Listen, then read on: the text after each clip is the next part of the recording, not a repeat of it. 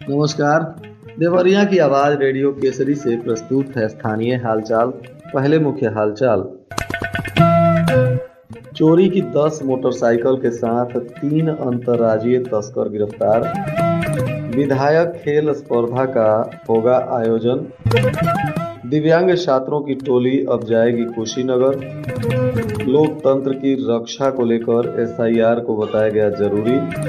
और इमरजेंसी सेवा शुरू नहीं होने पर परसिया चंदौर के लोग हुए परेशान। स्थानीय हालचाल के इस अंक के साथ मैं निकेत मिश्र। अब हालचाल विस्तार से। पुलिस अधीक्षक संजीव सुमन के द्वारा अपराध को नियंत्रित करने के लिए कई तरीके का अभियान चलवाया जा रहा है। इस दौरान शराब तस्करी की रोकथाम को लेकर भी ऑपरेशन प्रहार चल रहा है।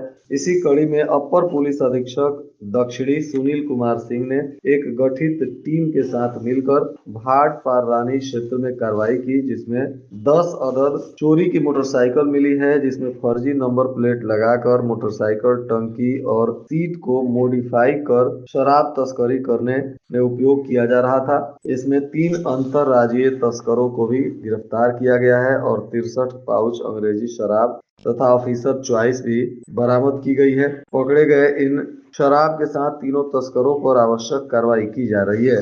बताया जा रहा है कि इस कार्रवाई में जो 3 शराब तस्कर पकड़े गए हैं, उनमें एक आरोपी सुदामा सिंह, यह बिहार के सिवान जिले के तरवारा का निवासी है, और नितेश कुमार भी बिहार के सिवान के ही महाराजगंज थाना क्षेत्र के इंदौली का रहने वाला है, और राजकुमार शाह भी सिवान जिले के तरवारा का निवासी है। इन तीनों तस्करों को गिरफ्तार किया गया है। इनके पास से करीब 4 लाख रुपए कीमत की मोटरसाइकिल और 30,000 रुपए कीमत की शराब भी पुलिस ने जब्त की है।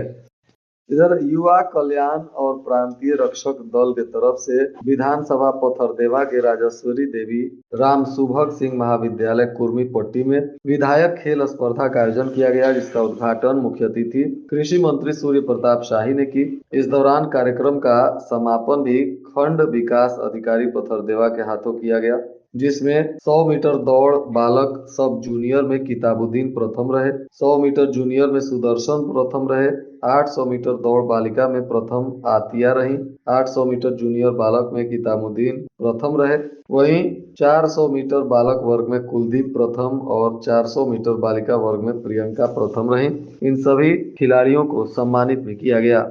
इधर एक्सपोजर विजिट के तहत जिले के परिषदीय विद्यालयों में अध्ययनरत दिव्यांग छात्रों को कुशीनगर का भ्रमण कराया जाएगा, जहां छात्र भगवान बुद्ध के महापरिनिर्वाण स्थल और रामाभार स्तूप से रूबरू होंगे एवं उसमें जुड़े ऐतिहासिक तथ्यों को जानेंगे। साथ ही बच्चों को पुरातात्विक अवशेषों को भी दिखाया जाएगा। जिले के परिषदीय विद्यालयों में अध्ययनरत 150 दिव्यांग बच्चों को एक्सपोजर विजिट के तहत 9 दिसंबर को कुशीनगर का भ्रमण करवाया जाएगा। इसकी तैयारी सभी विद्यालयों में की गई है।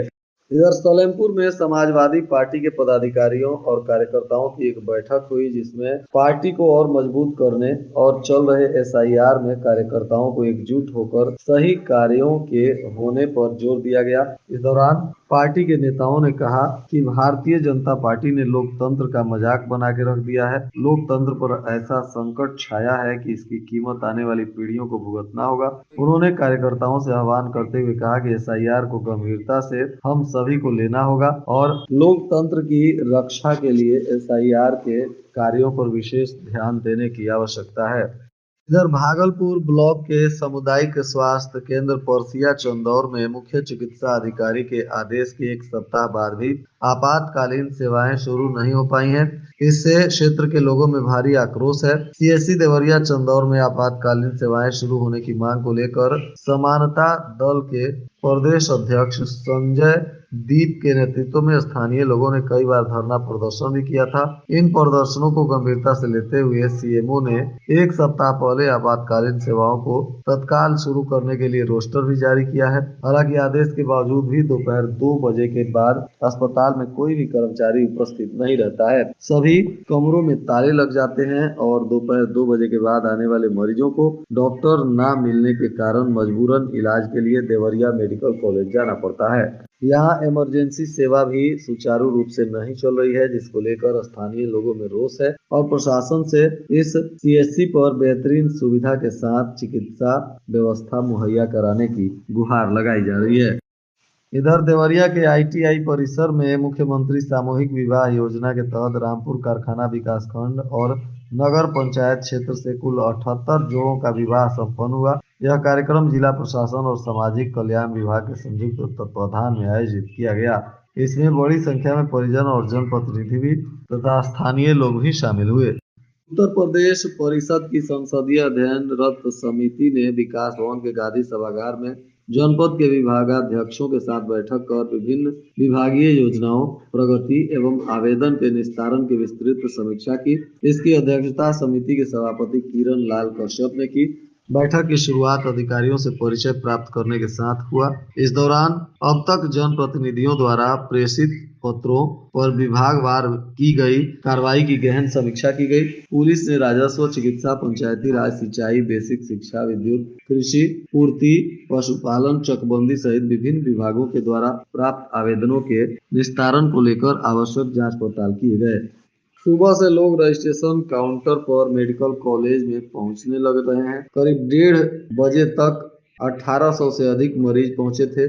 बताया जा रहा है कि फॉलो अप में भी मरीज पहुंच रहे थे। ठंड बढ़ने के कारण श्वास, वायरल बुखार, सर्दी, खांसी, नस, जॉइंट पेन, कान, चर्म रोग और नेत्र से पीड़ित मरीजों की संख्या अधिक बढ़ रही है। मेडिसिन विभाग में लंबी लाइन भी लग रही है। शुगर, बीपी, घबराहट के अलावा बुखार, सर्दी, पेट दर्द और सांस फूलने के साथ चेस्ट पेन से भी पीड़ित मरीज यहाँ पहुँच रहे हैं।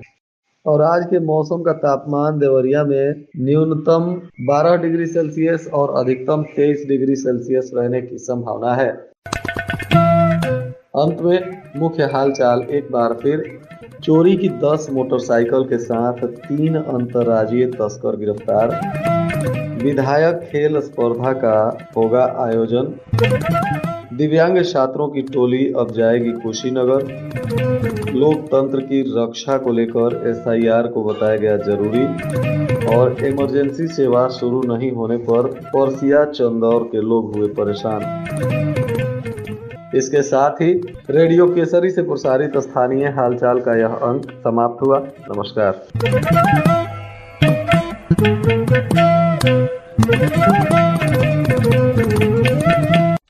जवानी से अब तक हर जद्दोजहद का सामना हमने आपने डट कर किया है, लेकिन उम्र बढ़ने के साथ अक्सर खड़ी हो जाती है कई चुनौतियां।